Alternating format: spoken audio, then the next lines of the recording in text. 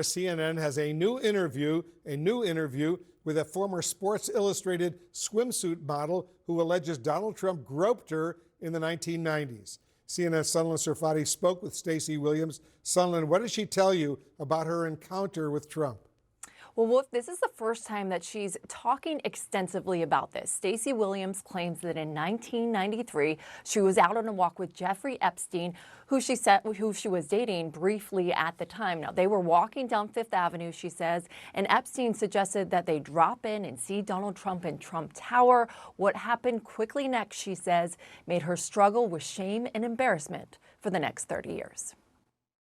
The second he was in front of me, he pulled me into him, and his hands were just on me and didn't come off. Former Sports Illustrated model Stacey Williams says that Donald Trump groped her more than 30 years ago in Trump Tower, with the later convicted sex offender Jeffrey Epstein watching and smiling in the room as it happened. Then the hands started moving, and they were on the side of my breasts, on my hips, back down to my butt, back up, sort of then, they were just on me the whole time.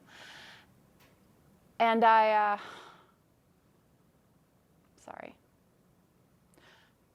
froze. Williams has not spoken out about the incident extensively until now. And in her first on-camera interview, she tells CNN the most detailed accounting of the incident yet, alleging that in 1993, Epstein, who she was briefly dating at the time, brought her into Trump Tower.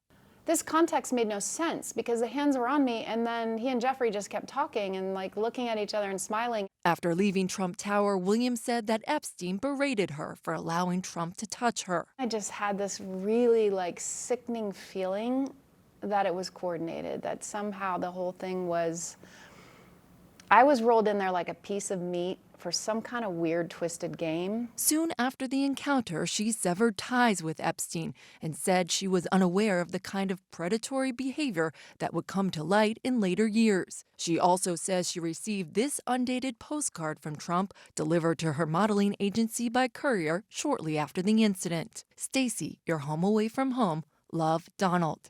I felt sick to my stomach.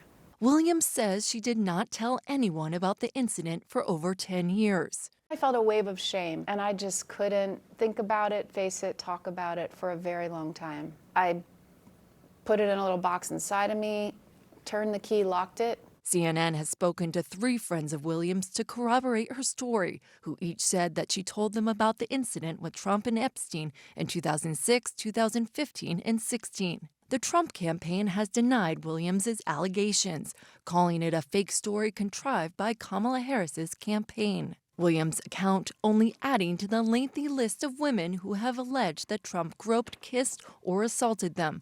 Trump has also denied those allegations. Trump, who was close friends with Epstein, once calling him a terrific guy, has long sought to publicly distance himself from Epstein since he first faced charges related to inappropriate sexual conduct with underage girls in the mid-2000s. I was not a fan of Jeffrey Epstein. Williams has been engaged as a Democratic volunteer for decades and shared her story on a Zoom call on Monday at a Survivors for Kamala event, supporting the vice president's run, although the group is not affiliated with the campaign. I felt like that was some sort of sick bet or game between the two of them. With the election less than 2 weeks away, Williams arguing that her decision to speak out now was not driven by the presidential campaign, but with the release this week of a documentary about Sports Illustrated, one she participated in 2 years ago, during which she briefly alluded to the incident. What do you say to those critics that say this is politically motivated? I can't control when that documentary comes out. I can't control the fact that it's premiering 2 weeks before the election. And she says she could not stay silent any longer. It takes a lot of guts, and you have to really prepare yourself to be ready for that onslaught. And I'm ready now. Just bring it. And despite her saying that the timing so close to the election and choosing to speak out is coincidental, in our interview, she does make her support for Harris very clear, in addition to not wanting to see Trump retake the White House. Wolf. All right, Sunlen Serfati reporting for us. Thank you very much, Sunlen, for that report. Trump campaign senior advisor Brian Lanza is back with us, along with Harris campaign senior advisor Alencia Johnson.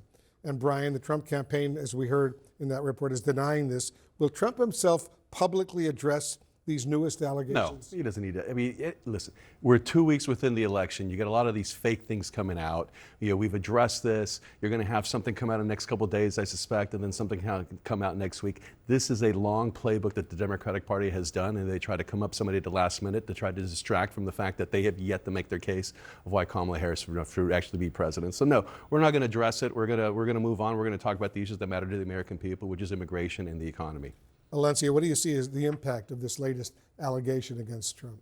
Well, I think it continues to remind the coalition that we are building of what Vice President Harris is for and who Donald Trump is. As Stacey was so brave enough to share her story and the nuances that are there for survivors, you know, it really it crystallizes this question that I had in the last segment of, how are you okay with a man who actually has been found liable for all of this? If there are lists and numbers of women that continue to come out and talk about how they have been assaulted by this man, how are you going to actually justify voting for someone like that? You know, she mentioned being part of this coalition of survivors for Harris. It's a coalition of over 200 women that signed an ad that went into the New York Times with organizations like the National Women's Law Center and Care in Action.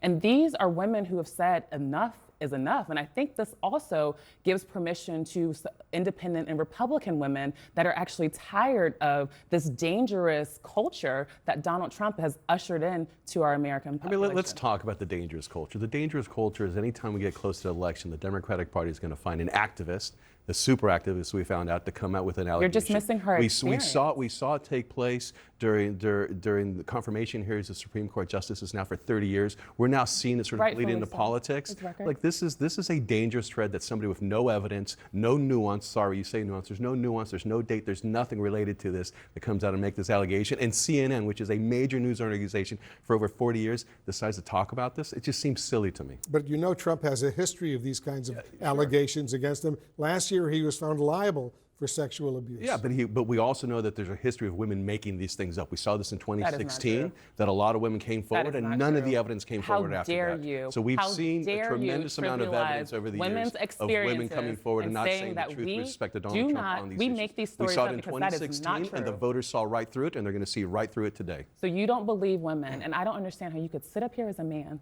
and say that you don't believe this woman's stories or the hundreds of women who continue to come out and brave enough to talk about the predatory behavior that has led them into these types of situations. 2 weeks before an election, you're right. I don't believe somebody it 2 has weeks before an happened election. the You're right. entire time Donald Trump has been And this in woman public came out office. 2 weeks before an election with no nuance, But no dates man of in the when this took. Republican Give me a Party break. can sit here and atone for this type of atmosphere that you all are welcoming.